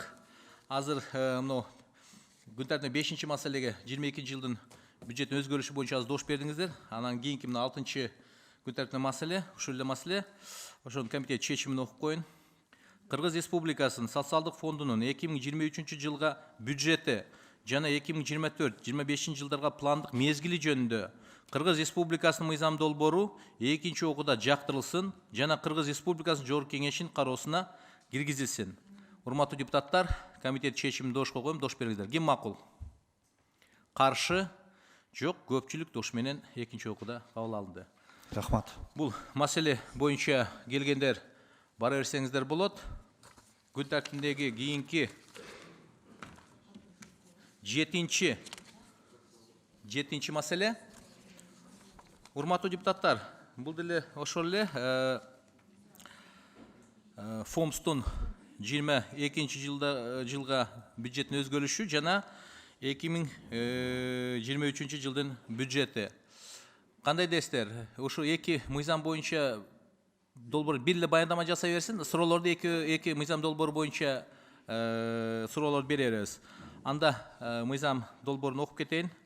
Күн тартибиндеги 7-нчи маселе Кыргыз Республикасынын Министрлер Кабинети төрагасы тарабынан демилгеленип 2022 жылдын 29 ноябрында каты менен киргизилген Кыргыз Республикасынын Саламаттык сактоо министрлигине караштуу милдеттүү медициналык камсыздандыруу фондунун 2022 жылга бюджети жана 2023-2024 жылдарга болжолу жөнүндө Кыргыз Республикасынын мыйзамына өзгөртүүлөрдү киргизүү тууралуу Кыргыз Республикасынын мыйзам долбоору 2-нчи окуга киргизилет. Баяндамачылар Батырова Гүлнара Маришевна, Кыргыз Республикасынын Саламаттык сактоо министри Муканов Азамат Кеңешевич, Кыргыз Республикасынын Саламаттык сактоо министрлигине караштуу милдеттүү медициналык камсыздандыруу фондунун төрагасы чакылгандар Байсалов Эдил Жолдубаевич, Кыргыз Республикасынын Министрлер Кабинети төрагасынын орун басары Бакитаев Алмаз Кушбекович, Кыргыз Республикасы финансы министри Алиев Бахтияр Жеңишбекович, Кыргыз Республикасы Министрлер Кабинетине караштуу социалдык фондунун төрагасы Кыдыргычев Исламбек Намызбекович, Кыргыз Республикасынын финансы министрлигине караштуу мамлекеттик салык кызматынын төраганын орун басары. Ошондой эле урматтуу депутаттар, күн тартибинде 8-нчи маселе экөөнү бир карап атабыз. Кыргыз Республикасынын Министрлер Кабинети төрагасы тарабынан демилгеленип 2022 жылдын 26 октябрында каты менен киргизилген Кыргыз Республикасынын Саламаттык сактоо министрлигине караштуу милдеттүү медициналык камсыздандыруу фондунун 2023 жылга бюджети жана 2024-25 жылдарга пландык мезгили жөнүндө Кыргыз Республикасынын мыйзам долбоору 2-нчи окуга киргизилет. Баяндамачы Батырова Гүлнара Маришевна, Кыргыз Республикасынын Саламаттык сактоо министри. Анда сөз баяндамачыда. Чоң рахмат. Урматтуу Данияр Эрмекович, урматтуу депутаттар, милдеттүү медициналык камсыздандыруу фондунун 2022 жылга бюджети кирешелер жана чыгашалар боюнча 20 миллиард 255 миллион 518 миң 500 сом суммасында бекитилген. Ал эми учурдагы тактоолордон кийин бюджеттин кирешелер жана чыгашалар боюнча көлөмү 24 миллиард 951 миллион 939 миң 500 сомду түздү. Же бекитилген бюджеттен 4 миллиард 696 миллион 421 миң сомго көп болду. Бул жерде республикалык бюджеттен көбөйтүлүп берилген 4 миллиард 78 миллион 274 миң 700 сом суммасы 3 миллиард 924 миллион 96 миң 100 сомго такталды. Анын ичинде 4 миллиард 239 миллион 624 миң 700 сом саламаттык сактоо уюмдарынын кызматкерлеринин эмгек акысын көбөйтүүгө бөлүнгөн. Такталгандан кийин 4 миллиард 85 миллион 446 миң 100 сомду түздү. Же болбосо 154 миллион 178 миң 600 сомго азайтылды. 130 миллион 400 миң сом эпидемиянын очогунда жана ага теңдештирилген аймакта иштеген, ишке тартылган кызматкерлерге компенсациялык төлөмдөрдү жана ошондой эле COVID-19 коронавирус инфекциясынын кесепетинен ден соолугуна зыян келтирилген медициналык жана башка кызматкерлерине бир жолго компенсациялоону өз убагында каржылоо үчүн бөлүнгөн. Бирок иш жүзүндө каржылоонун жыйынтыгы менен бул көлөм 80 миллион сомго азайды. Анткени коронавирус инфекциясынын азайышы менен Ушул жылдын апрель айында саламаттык сактоо уюмдарындагы очоктуу аймактар же мындайча айтканда кызыл зона аймактарынын иштөөсү токтотулган. Андыктан кызыл зонада иштегендер үчүн компенсациялык төлөм төлөө токтотулган. Ал эми коронавирус инфекциясынын кесепетинен ден соолугуна зыян келтирилген медициналык жана башка кызматкерлерине бир жолку компенсациялоону бүгүнкү күнгө чейин саламаттык сактоо уюмдары тарабынан берилген заявкаларга ылайык өз убагында каржылоо жүргүзүлүп жатат. Айырма 80 миллион сом саламаттык сактоо уюмдарына кайра бөлүштүрүлүп берилди. Анын ичинде улуттук энени жана баланы коргоо борборуна 70 миллион 400 сом, республикалык тери венерология борборуна 3 миллион 500 сом, жана 6 миллион 100 сом саламаттык сактоо уюмдарынын кредитордук карыздарын жабууга. 15 миллион сом улуттук кардиология жана терапия борборунун реанимация бөлүмүнө капиталдык оңдоо жүргүзүү үчүн, 80 миллион сом улуттук госпиталь үчүн жогорку технологиялык медициналык жабдууларды сатып алууга. Ошондой эле социалдык фонддун бюджетинен берилүүчү милдеттүү медициналык камсыздандыруу каражаттарынын көлөмү 462 миллион 446 миң сомго көбөйгөн. Бул жерде республика боюнча дээрлик бардык тармактарда айлык акынын көтөрүлүшүнө байланыштуу тийиштүү түрдө милдеттүү медициналык камсыздандыруу төгүмдөрүнүн түшүүлөрү дагы көбөйгөн. Мындан тышкары Дүйнөлүк банктын долбоору боюнча 25 миллион, Азия өнүктүрүү банкынын долбоору боюнча 95 миллион сом суммасында каражаттардын түшүү божомолу бекитилген бюджеттин деңгээлинде такталды. Ал эми Евразия турукташтыруу жана өнүктүрүү фондунун ден соолук кербени долбоору боюнча иш чараларга каралган каражаттардын көлөмү 18 миллион сомго такталды. Жыйынтыгында эл аралык уюмдардан түшө турган трансферттер боюнча такталган бюджеттин көлөмү 138 миллион сомду түздү. Башка түшүүлөрдөн анын ичинде полистерди сатуудан түшкөн каражаттардын көлөмү 30 миллион сомго такталды. Саламаттык сактоо уюмдарындагы акы төлөнүүчү медициналык кызмат көрсөтүүдөн түшкөн кирешелердин такталган бюджети 1 миллиард 432 миллион 463 миң 300 сомду түздү же бекитилген бюджеттен 307 миллион 878 миң 900 сомго көбөйгөн. Анын ичинде кошумча төлөмдүн каражаттары 667 миллион 754 миң 100 сом. Акыркы тактоолор менен 2023 жылга карата милдеттүү медициналык камсыздандыруу фондунун бюджеттин долбоору кирешелер жана чыгашалар боюнча 28 миллиард 770 миллион 780 миң 800 сомго такталды же баштапкы долбоордон 1 миллиард 533 миллион 683 миң 700 сомго көбөйтүлдү. Бул жерде республикалык бюджеттен гемодиализ кызматынын бир сеансынын баасын 4700 сомдон 6500 сомго жеткирүү үчүн кошумча 430 миллион 800 миң сом бөлүндү. Жана улуттук кардиология жана терапия борборуна жүрөк кан тамыр оорулары менен ооругандарга толук кандуу медициналык жардам көрсөтүү боюнча заманбап эл аралык модельди түзүү үчүн кошумча 889 миллион 289 миң 700 сом бөлүндү. Ошондой эле социалдык фонддон түшүүчү милдеттүү медициналык камсыздандыруу каражаттарынын 2023 жылга карата божомолу баштапкы долбоордон 213 миллион 594 миң сомго көбөйдү же такталган сумма 3 миллиард 910 миллион 114 миң сомду түздү. Кирешелердин башка параметрлери өзгөрүүсүз баштапкы божомол боюнча сакталып калды.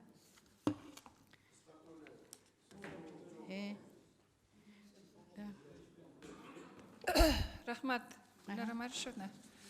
Суроолорго өтсөк, кимде суроо бар? Отура берсеңиз болот анда.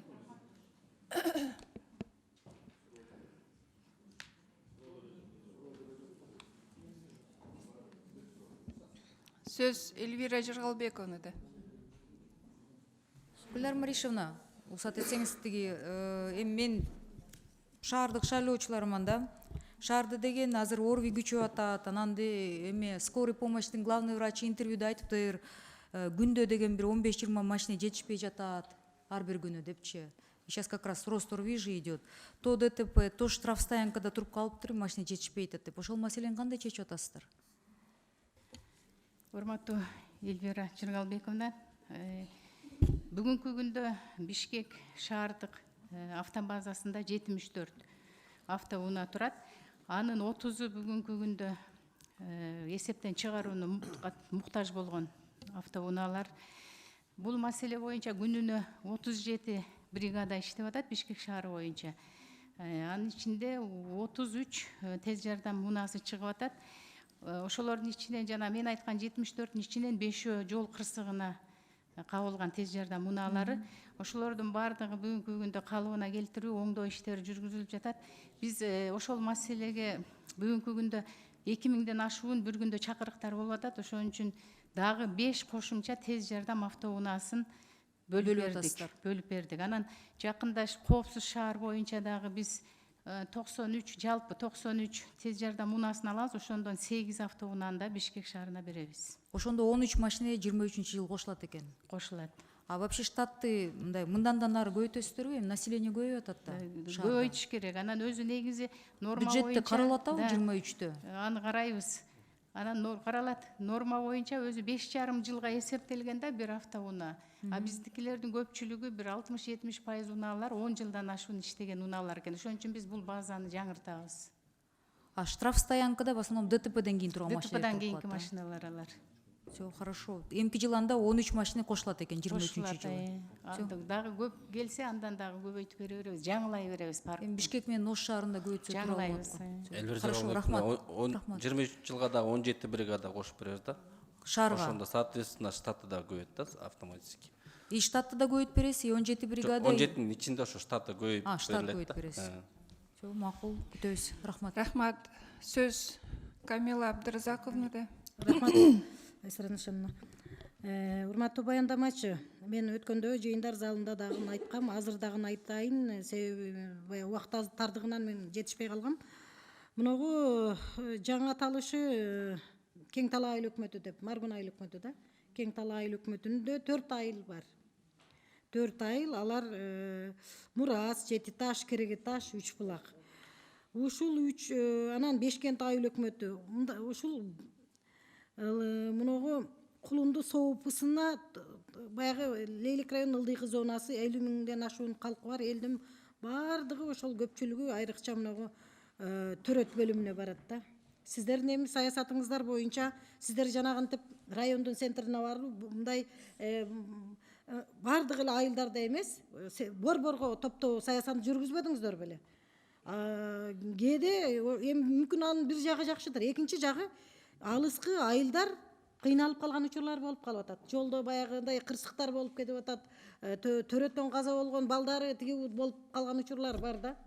Анан мына былтыркы жылкы биз шайлоодо барганыбызда дагы ушу эл ушу маселени кайерге барсаң алыскы айылдар бизге өзүнчө төрөткана ачып бергиле, төрөт бөлүм ачылсын деген суроону байма-бай койду. Себеби тиги эме алыс, аралыгы алыс деп. Мисалы Кулундун төрөт бөлүмүнө жеткичекти монча километр деп алыстыгын айтып эле атышты да. Анан Лейлик азыркы Разаков шаарына, жогорку зона бүт Разаков шаарына келип ошол төрөтканага. Алар дагы жогорку зонанын айылдары дагы суранышкан. Мисалы мына бүгүнкү күнү Мурас айылында бизде ошол эме санын айтпай коеюн, аскер шаарчасы курулуп атат. Ал жерде элдин саны абдан өсөт да. Военныйлар келет, алар үй бүлөсү бүт аскер шаарчасы толукталат. Ошол анан 4 айылдын эли биригип бир төрөт бөлүмү керек болуп атат да. Ошону бир Кудай буйрса мына жаңы жылдан кийин чогуу бир барып калабыз го. Барып ушу жеринде көрүп, муногу ошол роддомдор боюнча бир саясатты бир ар тараптуу карайсызбы? Ошондо кандай сиздин көз карашыңыз?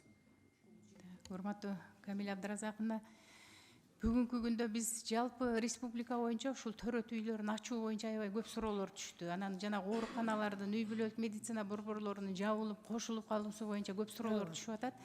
Биз атайын эксперттерден жумушчу топ түзүп, мына бүтүп калды. Изилдөө жүргүзүп атабыз, анализ жасап атабыз. Ошону баягы элдин биринчи муктаждыгына карап, бул маселелерди буйрса чечебиз. Азыр мен ошонун жыйынтыгы чыкканда Баткен боюнча дагы атайын группа барып келди.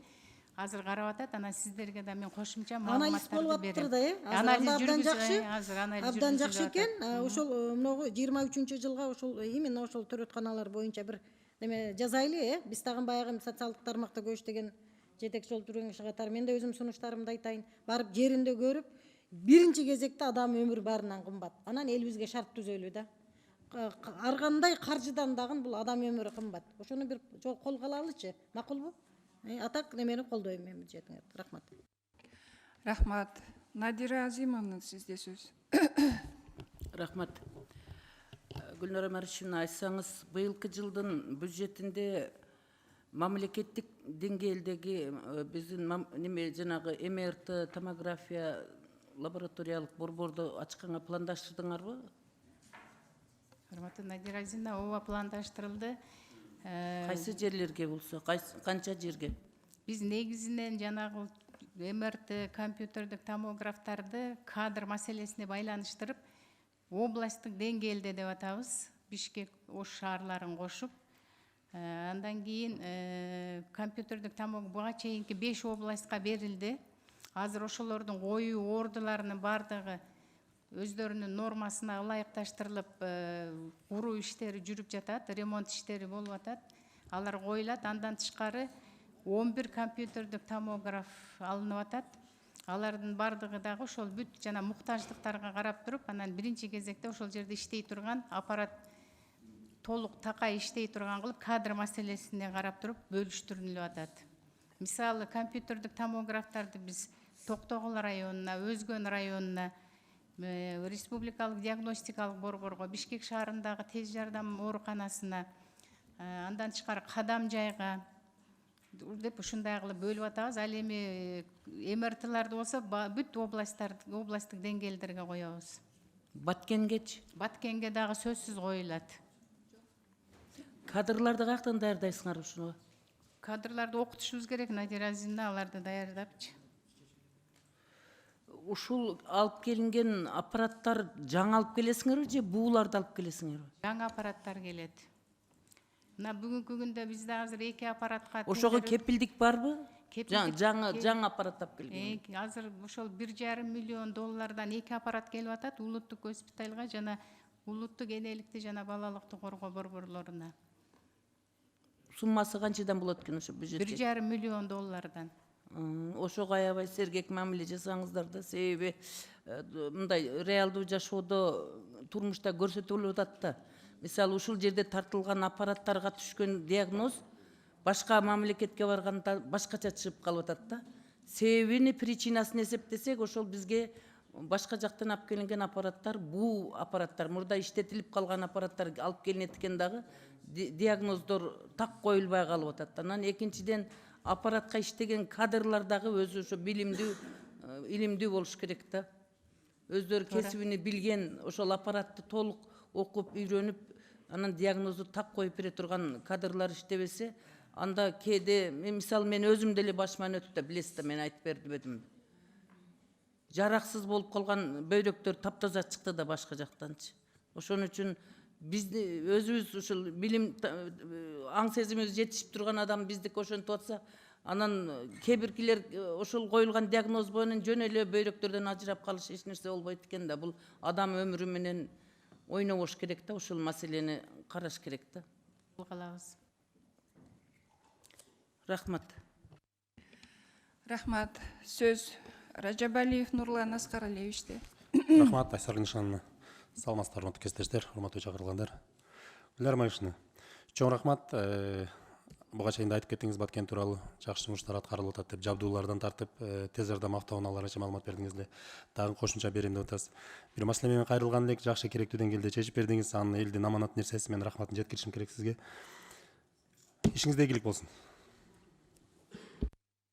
Ушул жерде чоң рахмат. Мен ушул жерде да бир айтып коеюнчу, Баткен областы боюнча жалпы 33 тез жардам автоунаасы бөлүндү. Мына жаңы жылга чейин же болсо январда келет. Ошол бүт жалпы республика боюнча келген 97 автоунанын 33-ün Баткенге бөлдүк. Эң жакшы. Рахмат.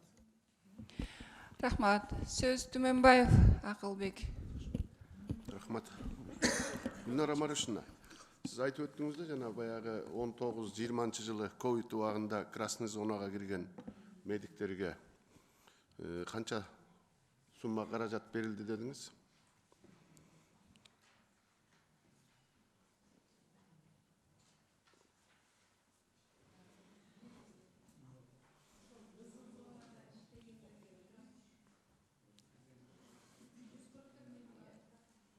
Кызыл зонада иштегендерге 3561 кызматкерге 141 миллион 853 510 сом төлөнүп берилди. İşte ал эми ооругандарга 3212 кызматкер ооруган экен, аларга 604 миллион 938 миң 467 сом өлчөмүндө бөлүнүп Ошол Гүлнара Маришовна, мына бүгүнкү күнгө чейин ошол баягы алыскы райондордо ушу шаарда иштеген врачтар, медиктер көпчүлүгү мага да кайрылып атат. Мындай кайрылып жүрүшөт да, ошол красный зонада иштедик эле бүгүнкү күнгө чейин ошол мамлекет өздөрүнүн айткан убадасын момчадан акча беребиз деди эле ала албай жүрөбүз дегендер көп да. Ошого кандай бүгүнкү күнү мындай чара колдонуп ошолорго бир каражатын берип айлыктарын Абдан туура маселе. иш жүргүзүп атасыңарбы ошол боюнча? Ооба. Бул ошол жылдардагы баягы кызыл зонада иштегендер үчүн, анан ооруп калгандар үчүн аябай бир критерийлер коюлуп калган экен да. Ошо мага дагы абдан көп кайрылуулар түшүп атат. Бул боюнча азыр биз дагы өзүбүздүн юристтер менен дагы кайра отуруп бир ушуларды карап, ошо албагандарга да кандай жардам көрсөтөбүз деген маселе боюнча азыр иш жүргүзүп атабыз. Туура маселе, абдан көп менде да кайрылуулар. Анан ошол критерийге ылайык тандалып алынгандар 100% төлөнүп берилиптир. Анан албай калгандардын, ошо критерийге кирбей калгандарды дагы биз кандайдыр механизмдерин табышыбыз керек. Анткени алар да ошол жерде иштеп ооруп калгандардын көпчүлүгү ошол бир баягы критерийлерге байланыштуу албай калган. Бул боюнча биз иштеп чыгабыз Акылбек. Ошо боюнча иштеп чыгып эми ошолордун баарын арыздантпайбы? Баягы эмгек акыларын бериш керек да. Анан ошол 19-20 жылдары жардамга деп 700 миллион доллар келди эле да. Ошонун 350-сү бир транш менен келди эле, андан кийинкиси келди эле. Ошол баягы ошол ковидке колдонбой бөлөк жака колдонуп кетти эле. Ошол боюнча эмне болуп атат иштер бүгүнкү күнү? Акылбек Тогузбаевич, бул маселени мен тактап туруп анан сизге так маалымат берейин. Хорошо, ошону кагаз түрүндө мага берип койсоңуз, рахмат сизге. Рахмат. Кийинки сөз депутат Абдибаева Айсара Нышановага берилет. Рахмат. Гүлнара Маришевна, сиз жаңы келгениңизде бир сунуш бердим эле да. Аял жетекчилерди колдойм, анын ичинен сизди аябай колдойм, рахмат, ушунчалык түнү күнү иштеп атасыз. Бирок биздин медицина дагы деле артта да. Мынакей миллиондоп гранттарды бөлүп атабыз. Мына боор оорусу менен мына биздин жакшы жаш бала өтүп кетти. Ошого сиз проекттилерди жазып, ошо болбогон эле сумма турат экен да, ошол аппараттарчы. Өзүбүздүн мамлекеттик медицинаны көтөрүп коесузбу деп сурандым эле жаңы келгениңизде. Ошо багытта иш алып барып атасызбы? Урматтуу Айсара Нышановна, ооба. Бул багытта биз азыр жанагы трансплантология боюнча, боордун жана бөйрөк боюнча жумушчу топ мыйзамды кайрадан карап чыгып азыр бүтөйүн деп калышты. Буюрса жаңы жылдан кийин сиздердин кароого биз алып келели деген үмүтүбүз бар. Андан тышкары Туркия менен биз байланышып, жакында эле чоң делегация ошол боорду алмаштыруу, борбордун директору баш болгон чоң делегация келип, биз 3 тараптуу меморандум түздүк. Ал боюнча алар ошол биздин Кыргызстанга ошол боорду алмаштыруу боюнча атайын клиника куруп, анан биздин ошол үйрөнө турган бүт адистерибизди, тамак ашын, жатаканасын баарын бекер алар үйрөтүп бере турган болуп атышат. Буюрса бул ишти колго алабыз деп аябай аракетим чоң, Айсара Нышановна. Жакшы кабарыңыз бар экен, себеби мага мыйзам менен кайрылышты да, ошо боордун трансплантациясы жөнүндөчү. Анда сиздерде каралып аткан болсо, биз анда жөн эле кое туралы да, туурабы? Чогуу иштеше беребиз, Айсара Нышановна, мен сизге жолугам. Анда сүйлөштүк, рахмат. Рахмат, урматтуу депутаттар. Суроого жазылгандар баары суроосун берип бүттү. Мен бир эле тактоочу нерсем бар. Урматтуу Гүлнара Маришевна, мына бүгүн экинчи окууда карап атабыз мыйзам долбоорлоруңорду. Көп жерге өзүбүз келип, мына депутаттарга айтылган суроолоруна жана көйгөйлөрүнө карайбыз, бүтүрөбүз деп мына кепилдик алып атабыз. Эми бул нерсени аткара турган Азамат Кеңешевич. Ошондон Азамат Кеңешевич. Мына бүгүн отчет өз сиздики, бирок саясат министрликте болгонуна байланыштуу мына министр бүт нерсени мойнуна алып депутаттардын алдында көйгөйлөрдү оңдойбуз, жасайбыз деп мына кепилчилик мойнуна алып атат. Ошондуктан бул тилек катары эле Азамат Кеңешович, ушул айтылган нерсени өзүңүзгө жазып алыңыз. Себеби тең ушулар нерселер бүтпөсө, негизи ишти сиз аткарасыз, но бирок сөз министрге тиет. Ошондуктан биргелешип ушул нерселерге, ушу депутаттар айткан нерсени толук өзүңүзгө жазып алыңыз. Болуп айткан болсо ачык эле айткыла, мондой болуп атат деп. Себеби бүгүнкү күндө болуптур, эптеп эле ушуну өткөзүп алам деп эле баары жок макулдукты алып алсаңар, эртең кийинки жылдагы келесиздер. Ошон үчүн мына аз-маз туура эмес болуп калат. Силерге мына кеңеш катары эле. Ошондуктан министрлик менен тыгыз иштешип, ошо министр депутаттардан айткан маселелер көйгөйлөрүн өзүнө жазып алып бүтүрөбүз, аткарабыз деген нерсеге жакшыраак көңүл буруңуз. Себеп жумушту сиз аткарасыз. Жарайт. Кеңеш катары эле. Аткарабыз, бүт жазып алдык. Кээбиркилерде тескерисинче биз да сунуш кылган немелерин менен кирди ушу бюджетке. Себепти сөз сиз эмес, министр болуп калат да кийинкиде.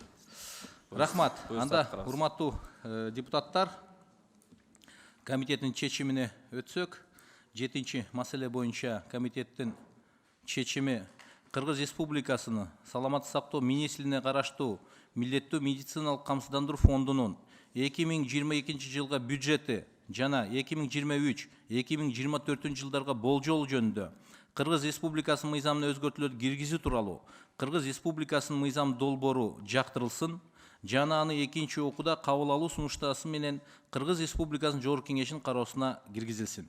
Комитеттин чечимин дошко коем, дош бериңиздер. Ким макул? Каршы жок, көпчүлүк дош менен экинчи окууда кабыл алынды. Күн тартибиндеги ошол эле 8-чи маселе, аны деле биз талкуулап суроолорду бердик. Анда комитеттин чечимин окуп коеюн. Комитеттин чечими Кыргыз Республикасынын Саламаттыкты сактоо министрлигине караштуу милдеттүү медициналык камсыздандыруу фондунун 2023 жылга бюджети жана 2024-2025 жылдарга пландык мезгили жөнүндө Кыргыз Республикасынын мыйзам долбоору жактырылсын жана аны экинчи окууда кабыл алуу сунуштамасы менен Кыргыз Республикасынын Жогорку Кеңешинин кароосуна киргизилсин. Комитеттин чечимине дош коем, дош бериңиздер. Ким макул? Каршы жок, көпчүлүк дош менен экинчи окууда кабыл алынды. Бул маселелер боюнча келгендер бара берсеңиздер болот. Биз күн тартибиндеги кийинки маселеге кароого өтсөк. Урматтуу депутаттар, 9-10 маселени биз күн тартибине алдык, себеби баяндамачылар оруп калыптыр. Күн тартибиндеги 11-чи маселе. Кыргыз Республикасынын Жогорку соттун тарабынан демилгеленип 2022 жылдын 28 октябрда номер 01/8/2579 каты менен киргизилген Кыргыз Республикасынын жергиликтүү соттордун түзүмүнү жана жергиликтүү соттордун судьяларынын штаттык санын бекитүү жөнүндө Кыргыз Республикасынын мыйзамына өзгөртүүлөрдү киргизүү тууралуу Кыргыз Республикасынын мыйзам долбоору баяндамачылар Бакирова Нургуль Жакыповна, Кыргыз Республикасынын Жогорку сотунун төрагасынын орун басары, чакырылгандар Бакитаев Алмаз Кушбекович, Кыргыз Республикасы финансы министри.